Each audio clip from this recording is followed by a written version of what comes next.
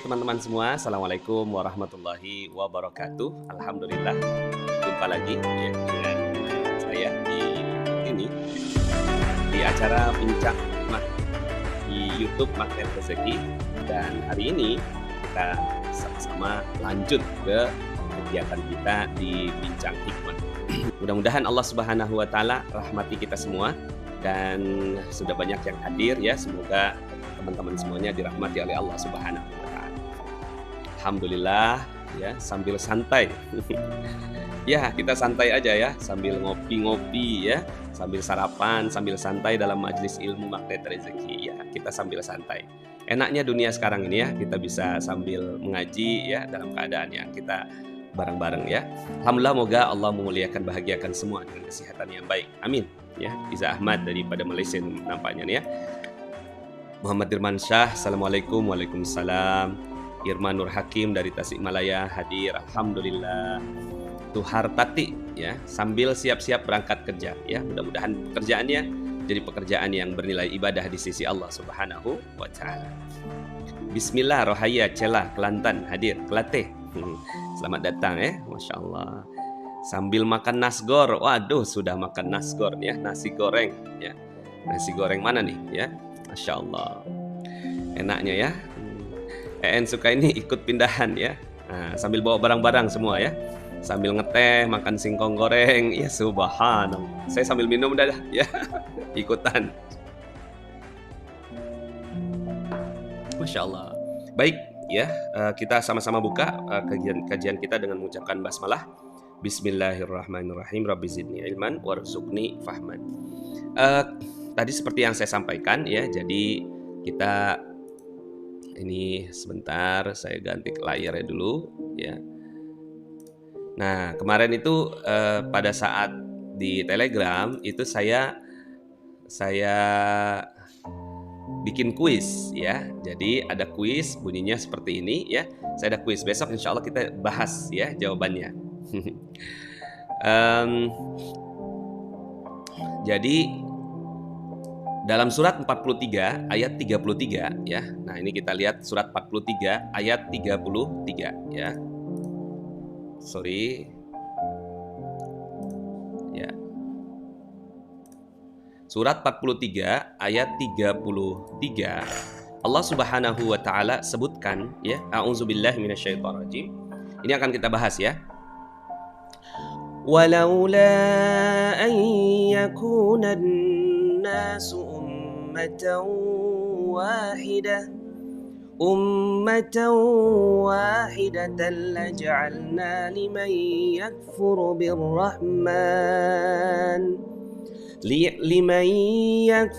بالرحمن لبيوتهم سقفا من فضة ومعارج عليها يظهرون. Shadaqallahul azim. Ya. So, teman-teman semuanya ya, dalam ayat ini Allah Subhanahu wa Ta'ala menyebutkan, dan sekiranya bukan karena hendak menghindari manusia menjadi umat yang satu dalam kekafiran, tentulah kami buatkan bagi orang-orang yang kafir kepada Tuhan yang Maha Pemurah loteng-loteng perak bagi rumah mereka, dan juga tangga-tangga perak yang mereka menaikinya ya. Nah, ini saya harus hati-hati ya, karena sekarang terminologi kafir itu harus hati-hati berbicaranya ya. Nah, saya akan menjelaskan sedikit dulu tentang terminologi kafir supaya kita bisa clear. Kita akan bahas grafiknya ya. Ini ada teman-teman kalau mau ngelihat ya, sebentar ya, supaya enak ngelihatnya.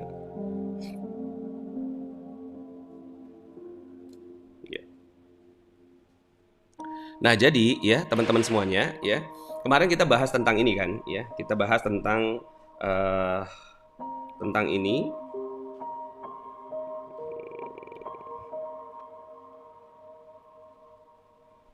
bahwa kita mau masuk ke dalam surga Allah Subhanahu wa Ta'ala. Kita berasal dari surga, kemudian kita mau kembali ke surga ya. Mohon maaf saya nggak bisa coret-coret kayaknya. supaya saya bisa coret-coret. Saya masukin ke sini.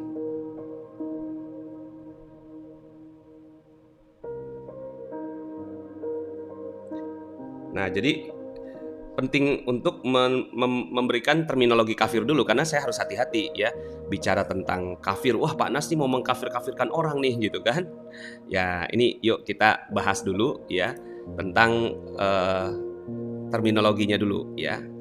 Jadi terminologi kafir supaya jelas ya bahwa ternyata Allah Subhanahu wa taala menegaskan kekafiran itu sebenarnya bahasanya sangat santun ya. Jadi seperti ini ya. Kita kemarin sudah bahas ini bahwa awalnya kita adalah ahli surga. Awalnya kita penduduk surga. Cuma karena ada godaan dari syaitan ya, godaan dari syaitan nih. Ya, satu aja dosa. Jadi awalnya Nabi Adam alaihissalam ya, Nabi Adam alaihissalam ini berada di surga. Kemudian ya syaitan laknatullah itu adanya di neraka. Tapi kemudian Allah izinkan sedikit godaan dari syaitan kepada Adam dan membuat Adam ya turun ke bumi. Nah, ini bumi ya, ini akhirat ya. Kemudian ini dunia. Kita masuk di bumi. Nah, awalnya tuh kita semua ada di yang atas nih. Ya. Semua awalnya ini seperti ini. Jadi yang merah ini adalah unsur neraka ini ya. Dan ini yang disebut sebagai dosa.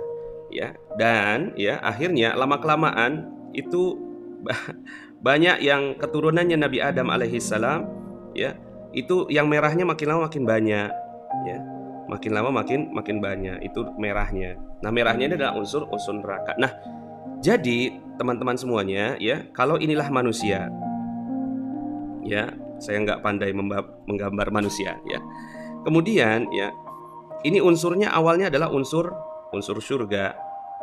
Saya gambarkan dengan warna biru nih ya. Warna biru. Kemudian ya sedikit gitu ya ada noktah ya. Ada noktah merah itu yang melingkupinya. Nah, inilah yang disebut sebagai kafir. Itu. Inilah yang melingkupinya yang namanya cover. Nah, cover ini akhirnya ya dia tercover dengan apa? Tercover dengan unsur neraka tadi. Sehingga akhirnya kebaikan-kebaikan Allah Subhanahu wa taala yang banyak itu, ini kebaikan Allah yang banyak ya. Allah Subhanahu wa taala mau kasih kebaikan. Ya. Ini adalah rahmat, hidayah, rezeki, nikmat. Ya, intinya semua kebaikan-kebaikan Allah Subhanahu wa taala ini tercover dengan apa? Tercover dengan unsur neraka tadi. Ya, unsur neraka. Ada yang covernya banyak, ya. Ada yang covernya sedikit, ya. Covernya ada yang sampai tebal sekali, ya. Covernya sampai tebal banget gitu ya. Ya. Sampai ya menutupi semuanya, bahkan melingkupi dirinya gitu ya. Bahkan sampai covernya ini ya sampai masuk ke dalam hatinya ya. Nah, ini tinggal sedikit gitu ya. Seperti itu ya. Ini masih unsur-unsur surga nih gitu ya. Tapi ada juga yang memang dia cuma sedikit ya, unsur kekafirannya, unsur nerakanya ya, unsur neraka. Nah, kafir inilah yang disebut sebagai kafaro. Jadi cover buku ya. Jadi kalau ada buku ya kayak ini nih, misalnya ini kan earphone saya, maka ini penutupnya ya. Nah, penutupnya ini covernya gitu ya. Ini cover. Jadi sebenarnya bahasa cover itu ya bahasa yang halus dari Allah Subhanahu wa taala. Itu bukan bahasa ingin menghina atau bagaimana, ingin mengatakan kita lebih mulia, tidak juga gitu ya. Kita juga ada covernya. Ya, saya ada covernya nggak? Ada. Saya ada nggak unsur kekafirannya? Ada. Ya, itulah yang disebut sebagai dosa, gitu ya. Disebut sebagai dosa. Nah, misi kita adalah kita akan kembali ke surga. Kita kembali ke surga. Nah, surga ini tidak ada sedikit pun unsur kekafiran. Ini nggak ada, ya, nggak mungkin ada unsur kekafiran, ya, yang terjadi di surga. Maka ini misi kita di dunia adalah merapihkan si dosa-dosa ini, atau tercover dengan dosa. Jadi jelas ya. Jadi teman-teman yang non muslim misalnya, nggak usah juga merasa kita menyebutnya cover itu buat non muslim gitu ya, karena cover itu ketika sudah banyak gitu ya. Nah, cover yang paling besar itu apa? Cover kesyirikan, cover syirik, ya. Apakah umat Islam nggak bisa syirik? Bisa, gitu ya. Bisa, cuma karena ada kalimat la ilaha illallah, ya, la ilaha illallah,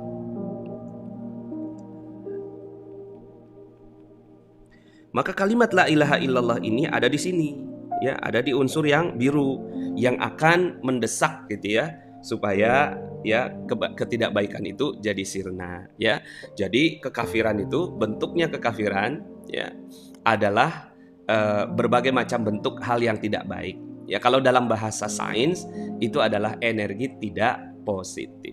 Oke? Nah, jadi itu definisi kafir yang sebenarnya definisi yang sangat-sangat sederhana sekali, ya, yaitu tercover dengan kebaikan. Saya juga bisa tercover, makanya dalam ilmu magnet rezeki itu, ya, ilmu dasarnya adalah perisai rezeki. Perisai itulah cover. Maka gimana caranya untuk dapatkan rezeki? Buka perisainya. Nah, perisai itu ya adalah kekafiran itu. Nah, sekarang pertanyaannya adalah, apakah Allah Subhanahu wa taala akan itu ya? Ini kan kita bahas ini ya.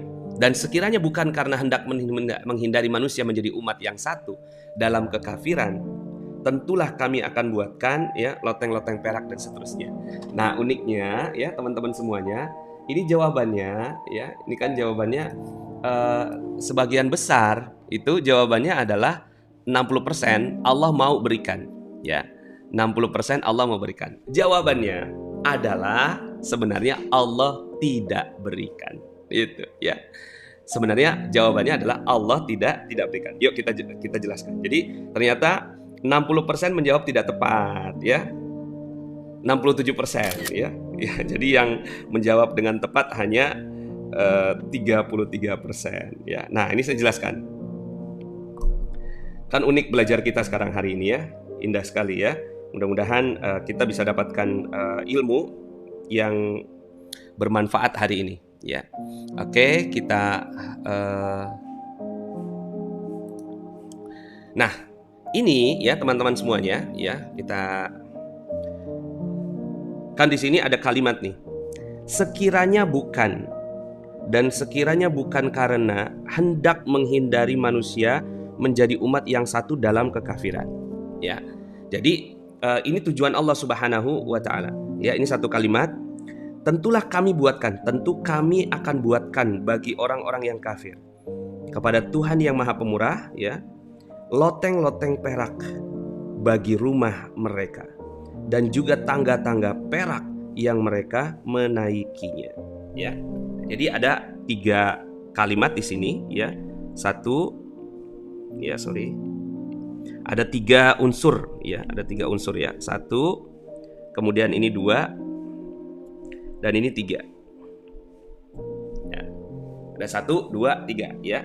Walaula ayyakuna an-nasu ummatan wahidah laja'alna liman yakfuru birrahman libuyutihim suqufan min fiddati wa ma'arija 'alaiha yadhharun. Ya. Jadi ini semisalnya begini ya. Sekiranya bukan karena, ya. Nih muka saya bisa masuk nggak ya? Sebentar. Sekiranya bukan karena hendak menghindari anak saya dari kecelakaan, gitu kan? Jadi ini bisa kita artikannya sekiranya, ya, bukan karena hendak menghindari manusia, ya, sekiranya hendak menghindari manusia dari kekafiran, ya, maka niscaya Allah Subhanahu wa taala. Nah, ini muka saya kelihatan deh, ya. Tadi muka sayanya nggak ada. Seandainya begini ya, seandainya saya sekiranya saya bukan karena saya hendak menghindari anak saya dari kecelakaan, tentu saya belikan kamu motor, begitu ya. Tentu saya belikan kamu motor. Kalaulah bukan karena hendak menghindari kamu dari kecelakaan, tentu Abi akan kasih motor buat kamu. Tapi karena Abi takut gitu ya, kamu kecelakaan, maka Abi nggak belikan kamu motor.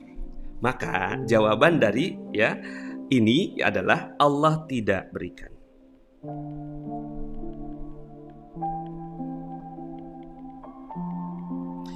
Jadi Allah tidak berikan apa?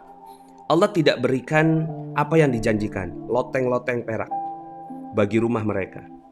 Tangga-tangganya juga perak, ya kan? Bahkan nih ayat berikutnya adalah, dan kami buatkan pula pintu-pintu perak bagi rumah mereka, dan begitu pula dipan-dipan yang mereka bertelekan di atasnya, perak semuanya, gitu ya. Jadi bukan cuma sekedar ya loteng. Sekarang saya mau tanya teman-teman gitu ya, ngelihat nggak ada orang-orang yang ingkar kepada Allah Subhanahu Wa Taala itu lotengnya perak gitu, ada nggak? Gitu ya. Sehebat-hebatnya, sekaya-kayanya gitu kan, itu lotengnya nggak perak gitu. Ya loteng mah ya udah loteng gitu ya, nggak nggak penting gitu loh. Unsur yang tidak terlalu penting dalam rumah itu kan yang dihias biasanya ya, yang dihias dalamnya gitu loh. Cuma orang yang paling kaya sekalipun gitu kan, itu dia nggak menghias lotengnya gitu. Nah ini Allah kasih tuh gitu kan ya, sampai orang-orang yang ingkar kepada Allah Subhanahu Wa Taala itu ya sampai menghias loteng-lotengnya. Tapi kan Allah nggak berikan. Maka Allah Subhanahu Wa Taala tidak berikan kemuliaan, ya kejayaan dan seterusnya. Kemarin kan kita bahas tuh dalam ayat yang pembahasan kita kemarin tentang definisi dunia. Orang yang ingkar kepada Allah Subhanahu Wa Taala sepanjang hidupnya ingkar, tapi mereka pernah berbuat baik. Lalu kemudian akhirnya Allah Maha membalas perbuatan baik, dibalaslah di dunia. Cuma gitu ya, Allah ngebalas di dunianya pun gitu ya, enggaklah sampai semulia-mulianya banget gitu, sampai rumahnya itu mewah gitu kan, semewah-mewahnya gitu ya. Chat ya, semewah-mewahnya ya rumah gitu, sampai kemudian akhirnya mereka benar-benar mendapatkan sesuatu yang sangat mulia dari Allah Subhanahu Wa Taala. Enggak. Kenapa Allah tidak memberikan? Karena Allah ingin menghindari manusia ya itu menjadi semuanya kafir, menjadi umat yang satu dalam kekafiran. Ya. Seandainya Allah Subhanahu Wa Taala buatkan kemewahan yang begitu mewah kepada orang-orang yang ingkar kepada Allah Subhanahu Wa Taala, maka sulit bagi orang yang beriman gitu loh untuk menyaksikan ya betapa betapa ada surga nantinya buat mereka ya. Nah maka ya ini hikmahnya, bijaksananya Allah Subhanahu Wa Taala. Kalaupun balasnya tuh kayak ya udahlah gue kasih lah dikit gitu kebaikan kamu gitu ya, kebaikan kamu aku kasih sedikit gitu. Tapi Allah Subhanahu Wa Taala tidak akan berikan kemuliaan yang sangat agung buat mereka. Kabar baiknya buat Anda semua yang mau beriman, yang tidak ada unsur kekafiran dalam kehidupan Anda, Allah akan berikan, begitu ya. Jadi Allah akan berikan sebaliknya, mafhum mukhalafah tuh ya. Kalau Allah nggak berikan kepada orang yang kafir, berarti Allah akan berikan kepada orang yang beriman. Makanya Allah mengibaratkannya buat orang yang beriman itu adalah kisahnya Nabi Sulaiman ya. Kisahnya Nabi Sulaiman yang memiliki ya kerajaan yang besar, yang mampu memerintahkan ifrit, yang mampu mendatangkan begitu ya keajaiban dan seterusnya ya. Jadi kontras sekali dengan ayat ini yang Allah Subhanahu Wa Taala tidak mau memberikan ya, kemewahan yang begitu dahsyat buat orang-orang yang ingkar kepada Allah. Kalau siapa sih yang paling kaya di muka bumi ini ya? Katakanlah siapa ya? Ya Fir'aun, semulia-mulianya Fir'aun gitu kan. Piramidnya kan nggak emas tuh, nggak perak gitu kan, nggak tuh gitu kan. Semulia-mulianya Bill Gates gitu, coba lihat lotengnya gitu ya, lihat lotengnya Bill Gates ya, coba lihat lotengnya gitu ya, tangga-tangganya gitu kan. Oke lah kalau tangga-tangganya bisa jadi ya diukir emas dan seterusnya gitu ya. Ya di sini juga pintu-pintunya gitu kan perak ya. Di sini ada saya baca di tafsir Ibnu Katsir, perak ini perumpamaan dari perhiasan. Dia bisa juga emas gitu ya, bisa juga intinya logam-logam yang mulia gitu ya, yang bagus, yang indah. Tapi Allah Subhanahu wa taala tidak berikan. Maka yuk sama-sama buat kita semua yang beriman kepada Allah Subhanahu wa taala, teruslah berpositif thinking kepada Allah Subhanahu wa taala. Ya. Teruslah berpositif thinking. Allah nggak mungkin kok gitu kan menzalimi hambanya. Bahkan kepada orang-orang yang ingkar kepada Allah Subhanahu wa taala dikasih kebaikan tapi nggak sebegitunya. Dalam hadis ya, nah ini kita akan bahas tentang hadis yang kemarin kita lanjutkan, hadis tentang dunia gitu ya. Ya. Bahwa ya seandainya dunia ini lebih mulia dari sebelah sayap seekor nyamuk gitu. Ya. Seandainya dunia ini ya lebih mulia daripada sayap seekor nyamuk, maka Allah Subhanahu wa taala ya. Nah, ini ada ini ya.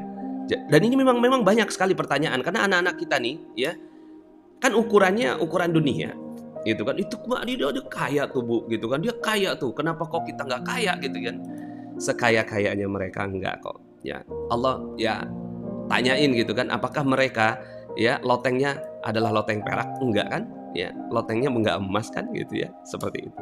Teruslah berpositif thinking kepada Allah Subhanahu wa taala ya. Teruslah berpositif thinking kepada Allah dan kemudian akhirnya ya sudah terhadap kehidupan dunia itu kita ya gitu ya. Apa sih kehidupan dunia itu ya? Walaupun kita tetap harus menghidupi kehidupan dunia ini dengan akhlak-akhlak yang baik. Oke, yuk kita bahas tentang hadis Rasulullah Sallallahu Alaihi Wasallam. Kemarin kita sudah bahas hadis yang keempat ya. Sekarang kita masuk ke hadis yang kelima. Ya. Anas radhiyallahu an meriwayatkan bahwa Nabi Sallallahu Alaihi Wasallam bersabda, yang mengikuti mayit itu ada tiga. Ya, yang mengikuti mayit itu ada tiga. Satu keluarganya, ya. Dua hartanya, dan yang ketiga amalnya. Jadi yang akan mengikuti gitu ya, yang dua kembali dan yang satu itu tinggal ya. Wa yabqa amaluhu, amalnya lah yang tetap tinggal. Maka mari sama-sama kita ya membawa amal yang soleh, insya Allah ya. Mudah-mudahan hadis ini ya kita bacakan. Yatba'ul mayyit salasatun, ahluhu wa maluhu wa amaluhu, fayarji' isnan wa yabqa wahid, yarji'u ahluhu wa maluhu wa yabqa amaluhu, muttafaqun alaih ya. Jadi mudah-mudahan kita akhirnya sangat senang sekali untuk melakukan yang disebut sebagai amal. Ada amal di mana ya udah gitu ya, kayak sekarang MR Box gitu ya. Kita 15.000 gitu ya. Kesannya ya kita keluar gitu ya, kesannya ya kita mengeluarkan ya apa yang haknya kita gitu. Padahal sebenarnya nanti itu ya, nanti itu akan bersama dengan kita lagi semuanya insya Allah di akhirat ya. Allah karim ya, insya Allah itu akan bersama dengan kita di akhirat ya. Kemudian ya dalam hadis yang keenam ya, ini hadisnya panjang, saya bacakan artinya. Anas radhiyallahu an berkata bahwa Rasulullah sallallahu alaihi wasallam bersabda, orang kafir yang paling kaya nanti ya akan didatangkan di hari kiamat, lalu ia dicelupkan di neraka sekaligus. Kemudian dikatakan kepadanya, hai anak Adam, ya walaupun orang kafir disebutkan ya, ini kan keturunannya Adam juga. Apa kamu melihat ada kebaikan barang sedikit pun di sini? Orang itu menjawab, tidak demi Allah. Setelah itu orang mukmin yang paling sengsara di dunia, orang mukmin paling sengsara di dunia didatangkan pula di hari kiamat. Ya. Lalu dia dimasukkan ke dalam surga sekaligus. Setelah itu dikatakan kepadanya, hai anak Adam, apakah kamu lihat ada kesengsaraan barang sedikit pun? Ia menjawab, tidak demi Allah. Aku tidak mengalami kesengsaraan barang sedikit pun, dan aku juga tidak melihat kesengsaraan sedikit pun. Nah, jadi ada satu keterangan dari satu buku yang saya baca tentang hadis ini ya. Mengibaratkannya begini ya. Ada seorang yang tinggalnya ya, ada seorang yang seumur hidupnya dia tidak pernah merasakan sakit walaupun tertusuk duri. ya. Dia nggak pernah merasakan sakit walaupun tertusuk duri. Jadi ketusuk duri aja nggak pernah gitu loh. Jatuh dari tangga nggak pernah gitu kan. Kemudian dihina orang nggak pernah. Ya tinggal di kerajaan, bapak ibunya raja, dia pangeran nomor 1. Kemudian masa kerajaannya itu adalah masa yang lagi keemasan gitu kan. Ya. Kemudian semua panglimanya itu adalah panglima-panglima terpilih gitu kan. Masanya bagus banget. Jadi dari mulai dia brojol, lahir sampai meninggal dunia gitu kan. Dari dia brojol lahir sampai dia meninggal dunia, dia tidak pernah mendapatkan sedikit pun kesengsaraan walaupun tertusuk duri, ya. Kemudian dia meninggal dunia dan ditakdirkan oleh Allah Subhanahu wa taala masuk ke dalam neraka. Baru sedikit, baru dicelupkan nih gitu kan. Pluk gitu ya. Dicelupkan di neraka, ditanya, ya, kamu pernah nggak ngelihat kebaikan sepanjang hidup kamu? Kebaikan? Apa itu kebaikan? Nikmat? Apa itu nikmat? Rezeki? Apa itu rezeki? Aku nggak pernah tahu itu rezeki itu apa. Gitu. Nggak pernah kamu ngelihat kebaikan? Nggak pernah. Seumur hidupku adalah kesengsaraan. Ya, seumur hidupku adalah kesengsaraan. Inilah yang disebut di hadis ini. Ya, jadi orang itu ya udah masuk neraka baru nyelupin gitu kan, baru nyelupin sedikit di neraka. Ya, terus kemudian ya dia nggak melihat kebaikan Allah barang sedikit pun. Padahal di dunia dia adalah menjadi orang yang paling mendapatkan ya kebaikan. Tapi ada orang yang dia tidak pernah mendapatkan kebaikan walaupun sebutir nasi. Dia tidak pernah mendapatkan kebaikan walaupun sesuap nasi. Ya. Hidup di keluarga yang nggak kaya, ya. Kemudian masa negaranya dalam keadaan paceklik gitu ya. Semua orang sedang sibuk dengan dirinya sendiri gitu ya. Kemudian dia makan dari tong sampah gitu ya. Dia makan dari sampah gitu kan, ya. Terus kemudian dihina orang, rendah, ya, pakaiannya lusuh, ya, nggak ada kebaikannya sedikit pun. Dari brojol, dari sejak lahir, ya, sejak jadi orok, sejak jadi bayi sampai meninggal dunia, emang hidupnya tuh nggak ada nikmatnya sedikit pun. Tapi Allah takdirkan dia masuk ke dalam surga. Baru sedetik masuk surga, Allah tanya, pernah nggak kamu melihat kesengsaraan? Kesengsaraan? Apa itu kesengsaraan? Aku nggak pernah ngelihat kesengsaraan sepanjang hidupku. Sepanjang hidupku adalah kebaikan demi kebaikan. Bayangkan, Masya Allah. Sepanjang hidupnya dia sengsara, ya. Tapi ketika dia masuk surga, baru sedetik dia masuk surga, ya. Kenapa dia melihat semuanya kebaikan? Karena ya sejak dia meninggal dunia, sakaratul mautnya dia sampai dia ke surga Allah Subhanahu wa taala, kebaikan demi kebaikan yang banyak, luar biasa, ya. Masya Allah. Maka mudah-mudahan ya kita semua belajar, ya. Ini ada, ya, alhamdulillah, Nur Yaman, ya, Nurman, niat thalabul ilmi. Mudah-mudahan Allah Subhanahu wa taala berikan. So, teman-teman semuanya, ya, dunia ini oke, kita ambil, ya. Kalau mau cinta dunia, boleh cinta dunia. Tapi cinta bagian dunia yang bisa menghantarkan kepada surga. Seperti tadi nih, ya. Ini kan ya seperti dalam hadis ini, ya. Dalam hadis ini gitu ya. Ini kan amal itu adanya di dunia, ya. Jadi amal itu adanya di dunia. Keluarga itu dunia, harta itu dunia, amal itu dunia juga. Ya, tapi dua bagian dari dunia ini nggak akan ikut. Yang ikut adalah amalnya. Maka mudah-mudahan kita semua beramal, ya. So, mudah-mudahan ya ini bisa jadi hadis yang menemani kita dalam kajian tentang definisi dunia. Hadis yang berikutnya dari Al-Mustawrid, ya, bin Shaddad radhiyallahu an berkata bahwa Rasulullah sallallahu alaihi wasallam bersabda, tidaklah dunia ini dibandingkan dengan akhirat kecuali seperti jari yang dicelupkan salah seorang di antara kalian ke dalam air laut lalu ditarik kembali. Lihatlah betapa sedikit air yang menempel di jari itu. Ya Allah, ya. Mad dunya fil akhirah illa mithlu ma yaj'alu ahadukum usbu'ah fil yam falyanzur bima yarji'. Ya. Nyelupin air, ya, nyelupin tangan, ya. Ya. Kemudian dikeluarkan cuma netes-tes gitu, ya. Itulah bagi dunia dibandingkan dengan akhirat. Maka ya cuma gini, ini kan Masya Allah, ya, ini ada satu yang komentar bagus, cinta bagian dunia yang menghantarkan ke dalam surga. Betul.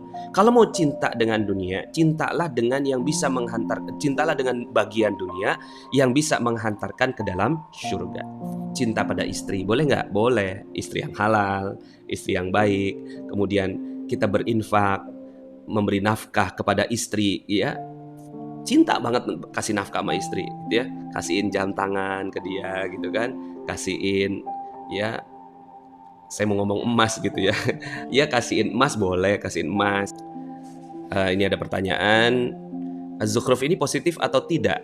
Ketika saya GT, saya kepingin bangun rumah sendiri di tanah saya, padahal saya belum ada dana yang besar. Kemudian saya GT dan dapat ayat ini, ya, lanjut LOP untuk bangun rumah dengan zikirkan ayat ini atau tidak, ya.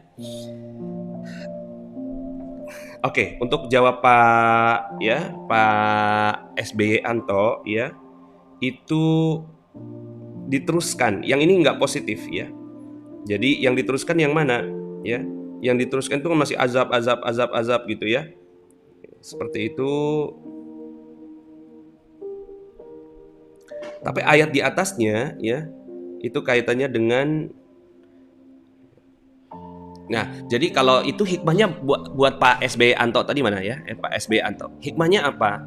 Mungkin coba dievaluasi, ya. Coba dievaluasi dalam diri sendiri. Ada nggak keinginan kita membangun rumah tuh jadi kayak hawa nafsu gitu loh, ya. Ini jadi cermin, ya. Jadi cermin. Jangan-jangan gitu ya kita nih kurang bersyukur.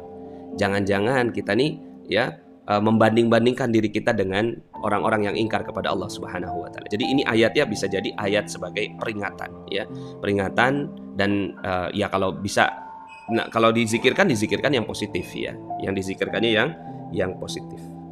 Nah, tadi saya melihatnya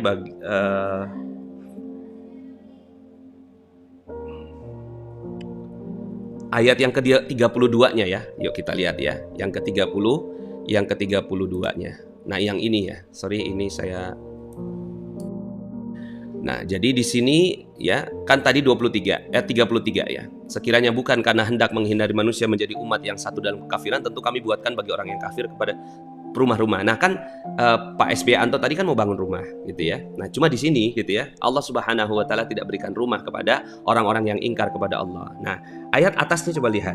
Wa rahmatu rabbika khairum mimma yajma'un, dan rahmat Tuhanmu lebih baik daripada apa yang mereka kumpulkan. Nah, di sini, ya, diminta untuk mencari rahmat Allah Subhanahu wa taala. Tapi unik juga, ya. Pak SBY meminta, ya, rumah, kemudian Allah jawabnya dengan ayat tentang rumah, cuma rumahnya adalah kaitannya dengan dibandingkan dengan orang-orang yang ingkar kepada Allah Subhanahu wa taala, ya. Oke, ya. Perbandingan dunia dan akhirat ibarat jari, ya.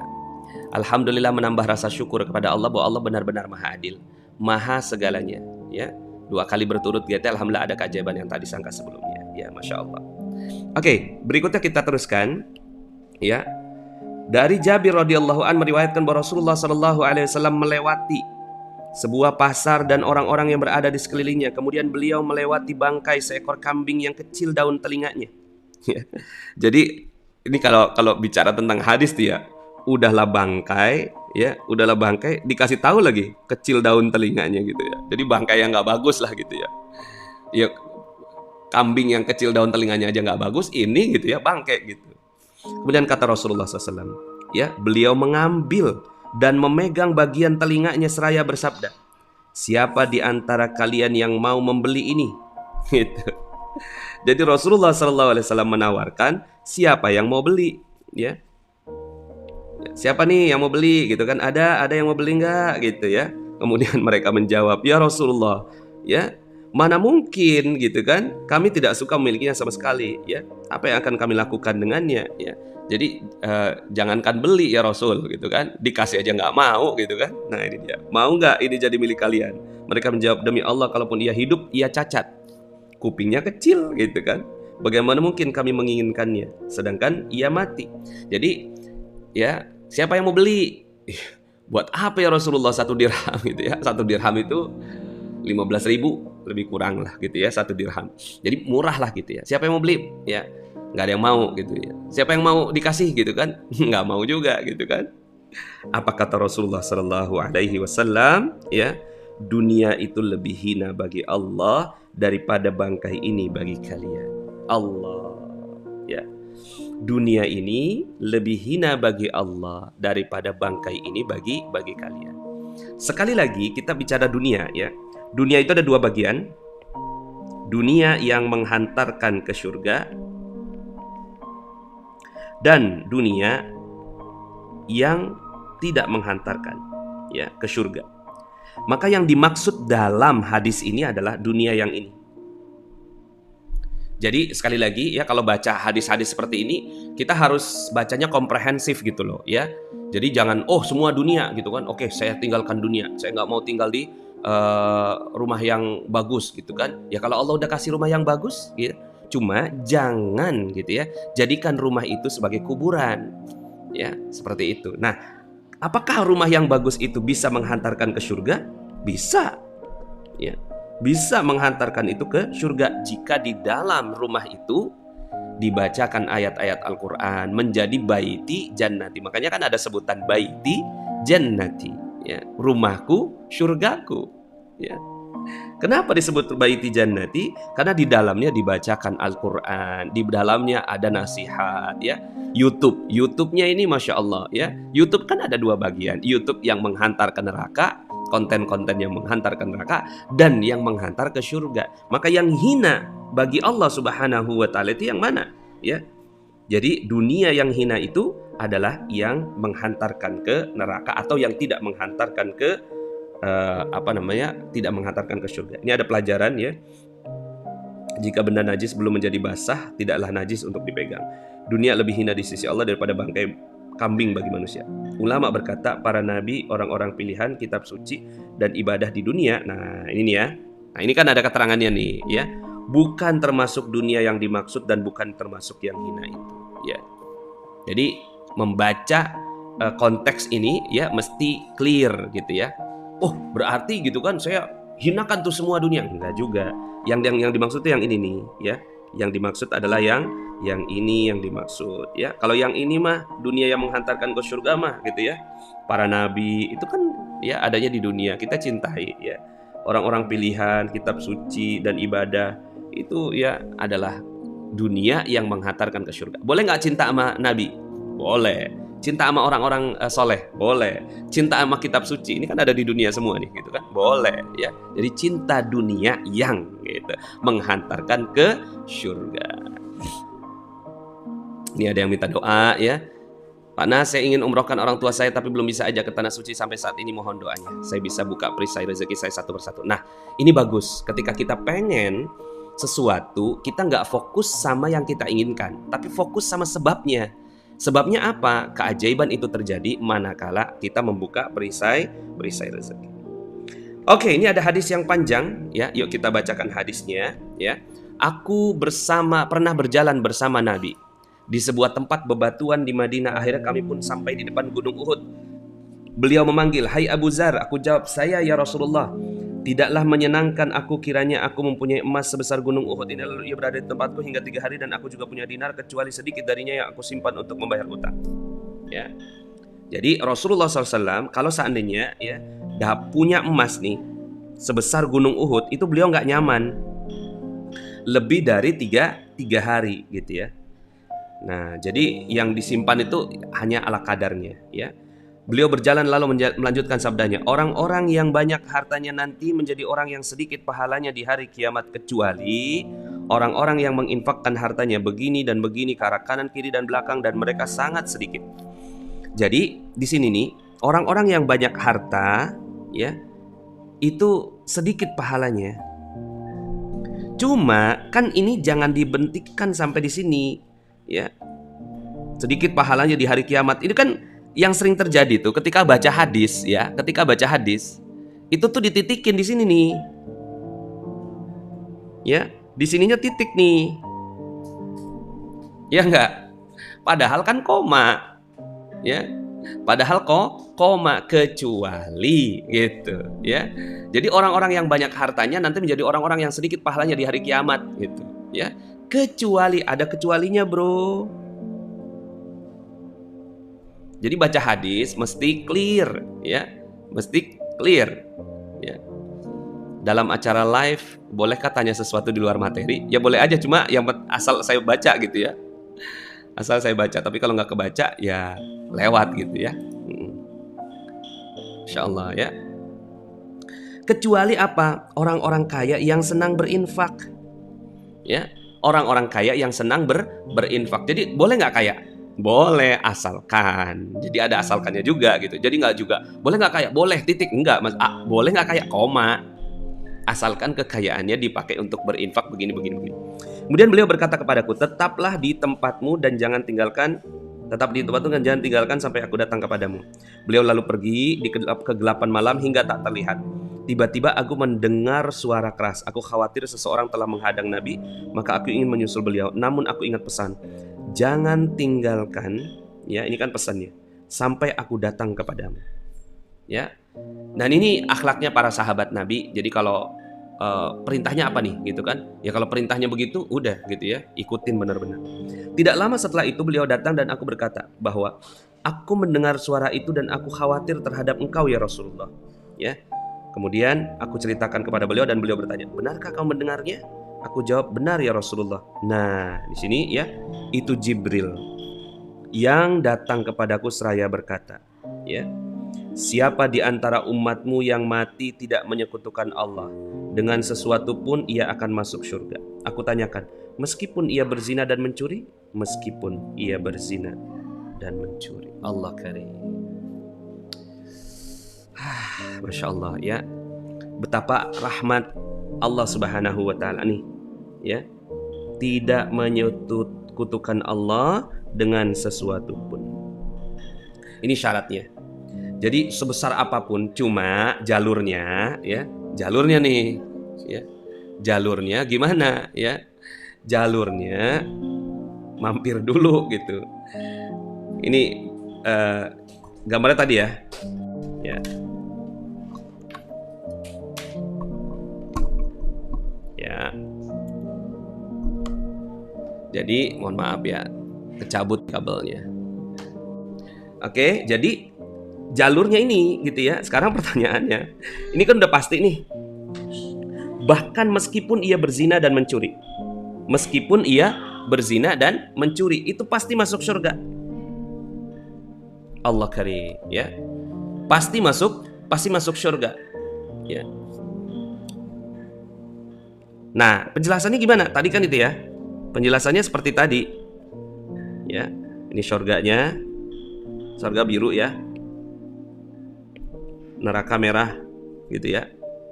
Kemudian ini unsur merahnya. Ini orang kafir, unsur birunya. Tapi merahnya banyak banget. Ya.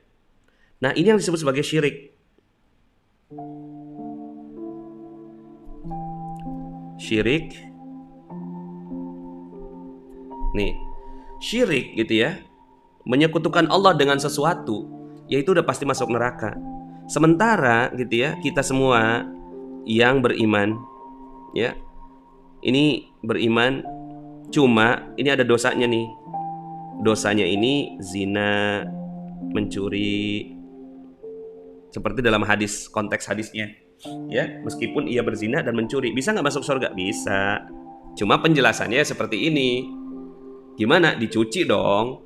Dicuci dulu sama Allah Subhanahu wa ta'ala. Dicucinya di mana? Sekarang tergantung Anda mau cucinya di mana gitu. Kalau dicuci di dunia, ini namanya detox rezeki. Ya.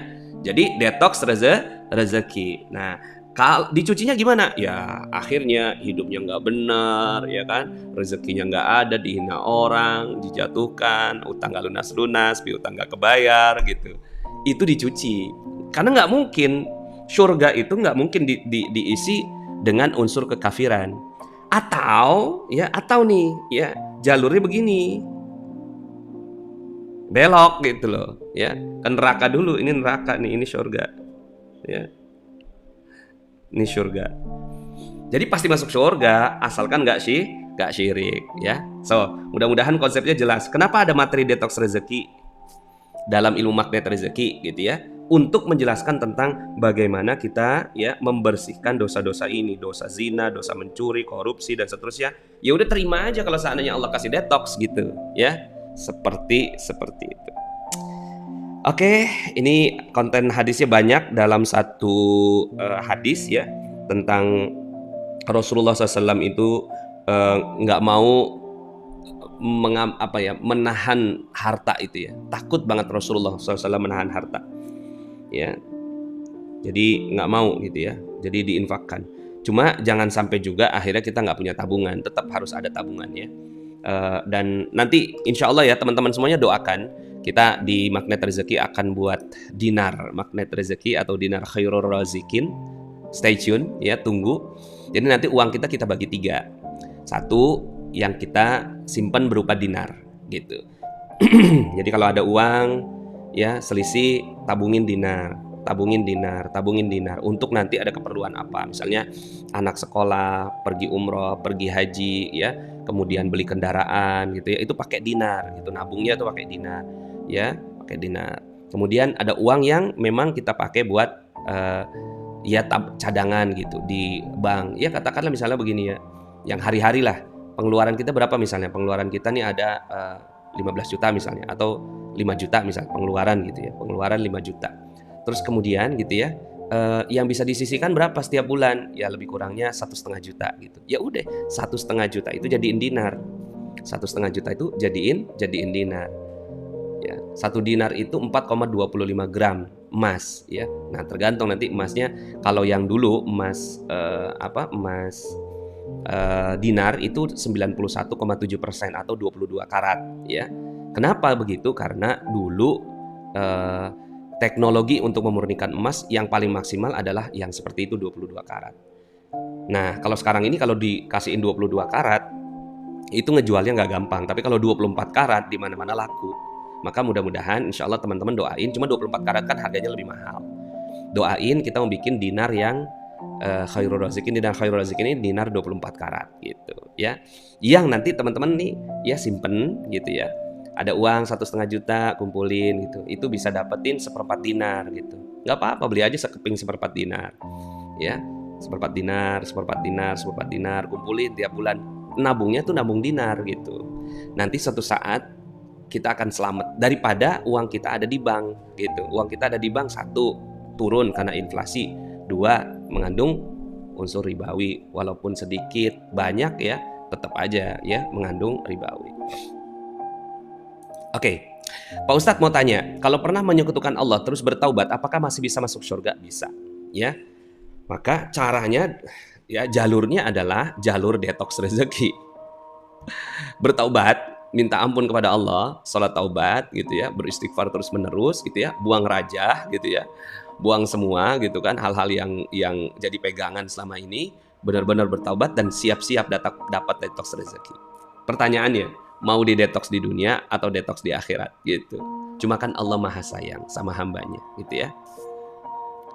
Kapan start nabung dinarnya? Gimana syaratnya kalau ikut ya? Ya ini sih kita sediain dinarnya gitu, fisik gitu ya. Jadi bukan tabungan. Jadi hati-hati teman-teman kalau seandainya ada yang menjanjikan, oh ini kita nabung emas gitu, tapi nggak terima emasnya, itu nggak boleh itu ya. Harus diterima emasnya gitu. Bahkan yang sahih itu sebenarnya tuh kita beli emasnya secara apa bahasanya ya, secara langsung gitu, tunai gitu. Ada uang, ada barang, itu yang benar gitu loh. Yang benar tuh yang seperti itu. Cuma akhirnya untuk memudahkan gitu kan, karena emas juga di Indonesia bukan jadi mata uang, MUI mengeluarkan fatwa ya, bahwa fatwanya diperbolehkan pakai akad salam. Ya, akad salam itu akad perjanjian dulu bahwa emasnya akan diterima sekian waktu gitu ya. Kalau uang diganti emas ya emas itu bagus ya dan banyak berkahnya gitu. Apalagi dinar gitu. Jadi kalau kita niatnya udah niat dinar, berarti kan kita punya ada unsur syiar, ada unsur sunnah gitu kan, ada unsur kebaikan di sana ya. Aplikasi jual beli emas, sekali lagi ya, pokoknya yang namanya emas gitu ya, itu harus ada fisiknya. Kalau nggak ada fisiknya, tinggalkan. Ya, kalau nggak ada fisiknya, tinggalkan. Mau sebagus apapun, sehebat apapun, nggak ada fisiknya nih, tinggalkan, gitu ya. Ya, tukar uang dengan dinar, ya. Tapi tidak semua ya, tidak semua uang kita tuh dipindahkan ke dinar, enggak, ya. Teman-teman kalau mau beli emas atau beli dinar itu harus mikirnya jangka panjang.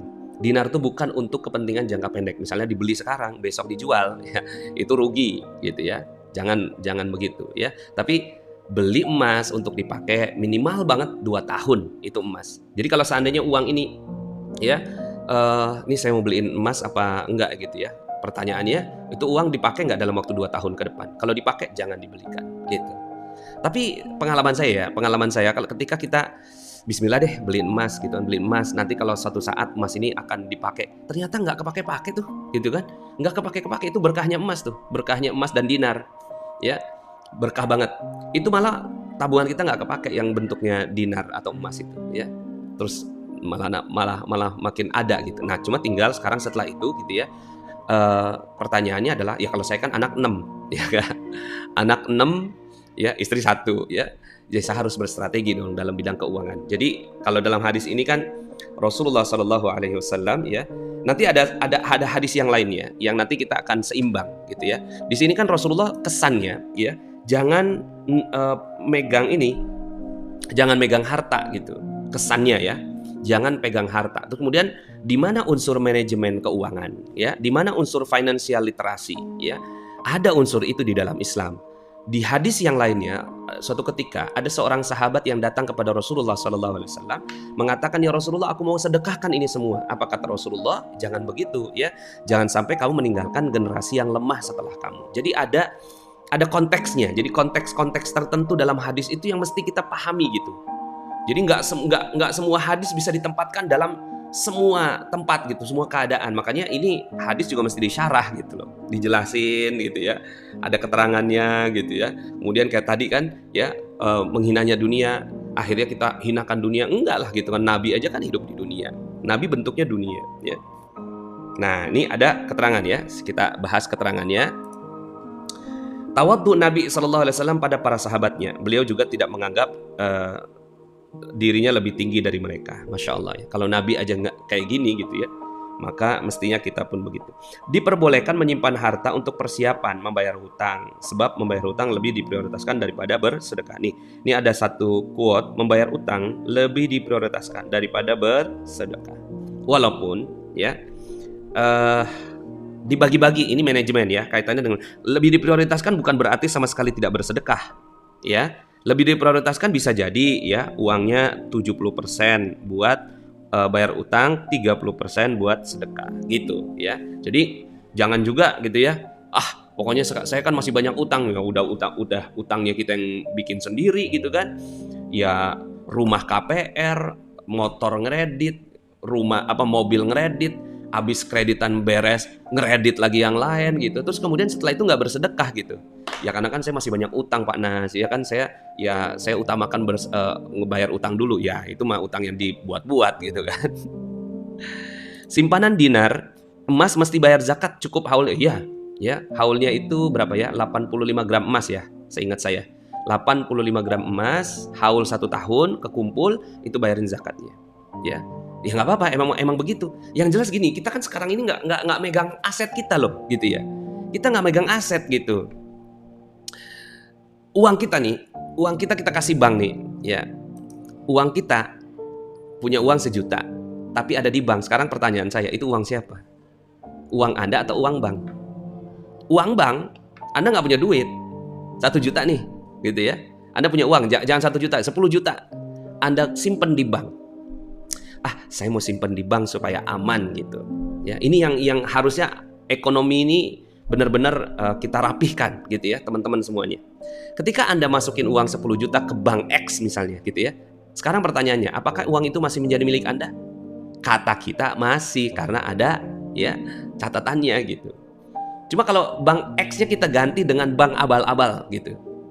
Apakah Anda merasa yakin bahwa uang itu masih milik Anda? Udah enggak kan? Gitu ya. Jadi sebenarnya yang Anda pegang itu bukan uang, tapi yang Anda pegang itu trust. Yang Anda pegang itu kepercayaan, dan kepercayaan itu nggak ada nilainya. Dia bukan nggak ada nilai, nggak ada fisiknya. Maka kalau Anda mau nabung, Anda harus nabung yang ada fisiknya.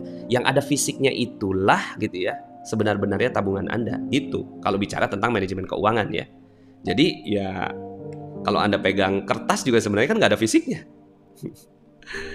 Anda pegang uang kertas nih, kan nggak ada fisiknya gitu ya. Uang kertas ya yang 50 tahun yang lalu Anda pegang gitu kan nggak bernilai sekarang. Maka ini benar-benar deh, kita harus rapihin gitu ya strategi keuangan umat Islam supaya asetnya nggak hilang. Sekarang aset umat Islam hilang. Kenapa? Karena masukin ke bank, ya udah asetnya hilang.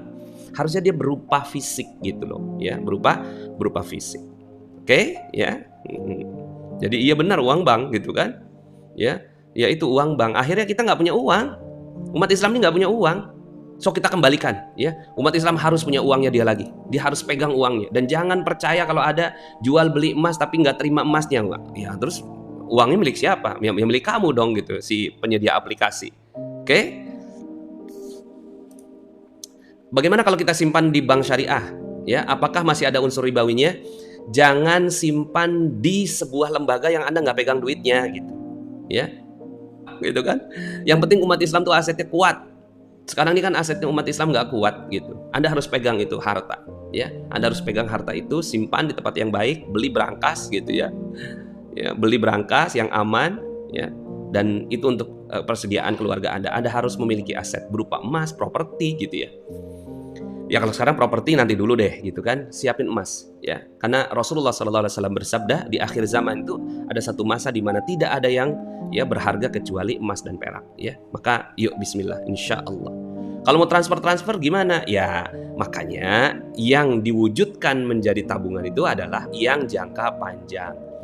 Kita bagi-bagi gitu. Katakan yang tadi tuh 5 juta kan keseharian kita masih bisa kita tabung 1,5 juta. 1,5 juta beliin 1/4 dinar.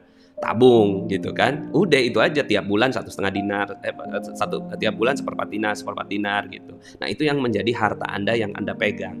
Tapi itu jangan masukin ke bank gitu. Yang masukin ke bank yang 5 juta itu untuk transfer pembayaran gitu ya. Terima Anda dari virtual, itu kan uang virtual tuh yang hanya kecetak di bank itu kan virtual. Nah yang virtual itu gitu kan ya, ubah ke fisik baru kuat umat Islam. Sekarang ini umat Islam nggak kuat karena dia nggak punya duitnya. Ya, Pak Nas, tapi kalau simpan uang di bank untuk perputaran uang ya nggak apa-apa, perputaran uang nggak apa-apa, ya. Cuma ya Anda harus mikir gitu kan, yang perputaran uang itu yang 1 tahun lah berputar gitu. Kalau udah lebih dari 1 tahun gitu, Anda pikir kayaknya nih uang ini gitu kan nggak bakal saya pakai ini lebih dari 1 tahun, jadiin emas gitu. Ya, langsung jadiin emas. Bagaimana pula Bitcoin? Bitcoin adalah Bitcoin ini penipuan lah, ya, penipuan. Tidak ada, ya, udah clear, tutup mata pada cryptocurrency, itu bohong semua, ya. Emas, dinar dan dirham, ya, dinar dan dirham. Walaupun nanti, ya, di saat nanti di akhirat tidak ada yang bermanfaat, ya. Illa man atallaha biqalbin salim. Cuma kan ini kaitannya dengan bagaimana kita menyelamatkan aset umat, ya. Nah, doakan ya, mana rezeki akan masuk ke pendidikan ini ya, insya Allah. Ya insya Allah. Pak Nas, kalau beli emas di Pegadaian tapi bayarnya nyicil nggak boleh. Nggak boleh ya. Kalau memang nggak punya, simpen dulu, simpen gitu ya, ala kadarnya beliin gitu, yang emas yang kecil-kecil gitu kan ya. Ada kan sekarang emas mini atau apa gitu kan ya, seperti itu. Pak Nas, saya mau nabung emas di Pegadaian, bolehkah teman saya dapat emasnya sih, nabung sesuai harga emasnya? Pokoknya intinya saya nggak ngerti Pegadaian atau apa produknya, saya nggak ngerti. Cuma sederhana gitu, umat Islam tuh nggak usah yang gimana gitu. Saya punya uang, ya udah saya beli emas fisiknya nih, terima emasnya, simpen, masukin berangkas yang aman, udah gitu aja ya, simpan untuk keperluan Anda. Sederhana ya, tidak ada cicilan, tidak ada apa ya. Kalau memang nggak bisa ya nggak usah maksain. Kalau nggak bisa umroh jangan umroh, tahajud aja gitu ya, sama kok gitu ya. Oh, dinaring, saya nggak ngerti dinaring yang mau launching segala macam. Intinya pokoknya kalau dia nggak punya fisiknya jangan percaya Anda harus pegang fisiknya. Ya, setiap umat harus bermandirinya itu bukan bersama-sama bareng-bareng sama orang-orang gitu loh. Bahkan jangan sama saya juga gitu loh. Ya. Saya mau dong gitu kan nabung emas bersama Pak Nas gitu kan. Pokoknya yang penting saya punya emas 1 kilo, tapi emasnya dipegang Pak Nas. Itu juga nggak boleh gitu, nggak boleh. Harus Anda yang pegang. Anda harus berjaya. Anda harus berkuasa untuk itu ya. Harus pegang fisiknya. Ya. No cicilan, no, nggak ada cicilan. Mau beli barang apa gitu kan? Nggak ada, cash, ya. Mau beli mobil cash, beli motor cash, laptop cash gitu. Ya kenapa kita cicilan? Karena kita semua udah bergantung pada yang nggak nyata itu loh, nggak real gitu. Uang itu kan nggak real, kertas itu kan nggak real, gitu ya. Ya, insya Allah mudah-mudahan ya. Nantikan. Emas batangan atau untuk hiasan ya, hiasan boleh ya dipegang, cuma kan hiasan itu turun ya. Kalau mau dijual dia turun lebih kurang 15-20% bahkan ada yang turun gitu kan. Ya harga emasnya sekian gitu kan, tapi karena jadi emas gitu, jadi perhiasan itu kan ada fashionnya, ada waktunya, ini udah kadaluarsa.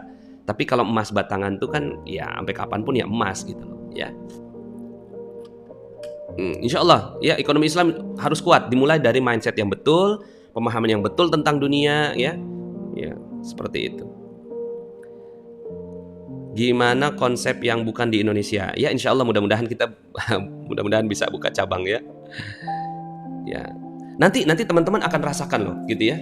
Ternyata setelah no cicilan pakai dinar gitu, no cicilan pakai dinar, hidup ala kadarnya, punyanya 2, punyanya 5 ditunjukinnya 2 ke orang lain gitu, itu nanti berkah bener gitu kan. Setelah itu Masya Allah aset umat Islam itu akan terkumpul gitu ya, insya Allah ya. Nah kalau seandainya sekarang masih ngutang-ngutang gimana Pak Nas? Ya selesaikan, tapi jangan nambah lagi utangnya ya, jangan nambah amanahnya ya. Kalau ada kredit gimana? Selesaikan, jangan tambah kreditnya. Oke, terima kasih, mudah-mudahan. Oh ya, saya selesaikan sedikit lagi lah ya, ini cukup panjang ini juga ya.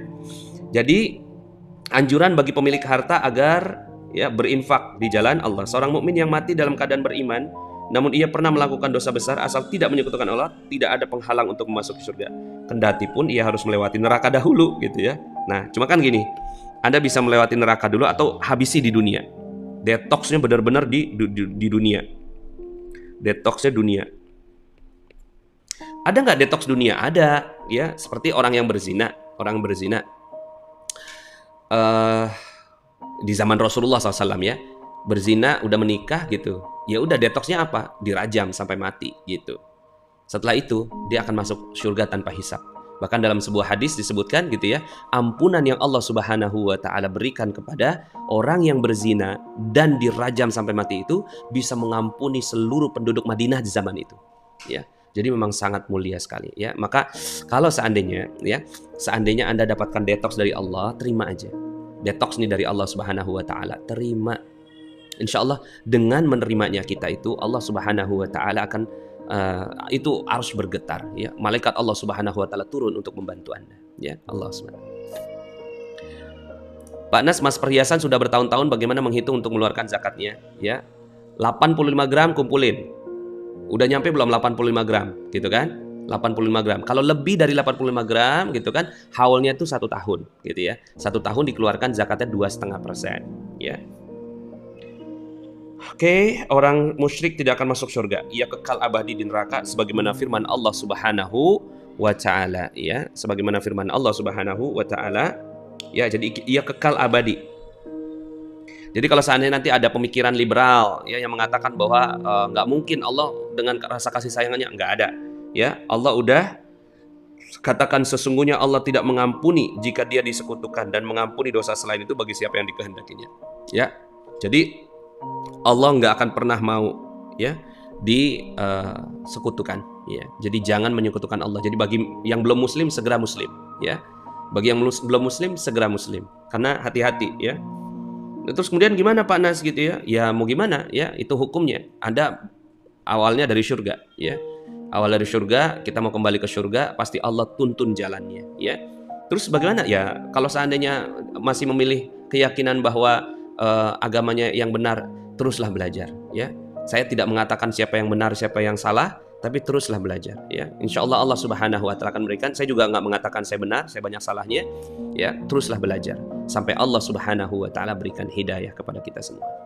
Baik, terima kasih teman-teman semuanya. Masya Allah, alhamdulillah, mudah-mudahan kita belajar sesuatu yang bermanfaat di channel ini ya. Terima kasih, semoga Allah Subhanahu wa Ta'ala rahmati kita. Kita akan lanjut pertanyaan-pertanyaan yang belum kejawab ya, kita akan jawab nantilah ya, kita akan jawab pelan-pelan. Kan kita sering nih ya, seminggu 3 kali ya, makanya yuk stay tune dan ajak teman-temannya gitu, ajak teman-temannya untuk ikuti acara-acara di Magnet Rezeki gitu ya. Kemudian ini ya, insya Allah hari ini kita akan menyalurkan makan siang kepada masyarakat dalam program MR Box ya. Sedekah yang ringan tapi bernilai surga ya, wangi surgawi pada donasi ya.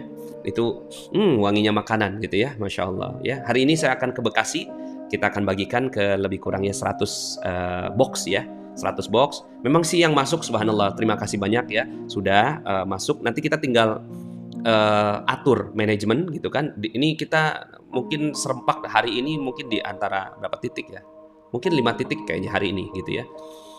Nah, jadi kita akan kelola uangnya gitu ya. Semuanya jadi makanan. Semuanya akan jadi makanan ya, paling pasti ada jadi boxnya kan. Nggak mungkin makanan semuanya, nanti kan aur-auran ada boxnya. Kemudian akan ada relawan-relawannya ya, teman-teman semuanya mudah-mudahan bisa saling mendoakan ya. Kita doakan teman-teman yang sudah siap menjadi relawan untuk membagikan dan memasaknya.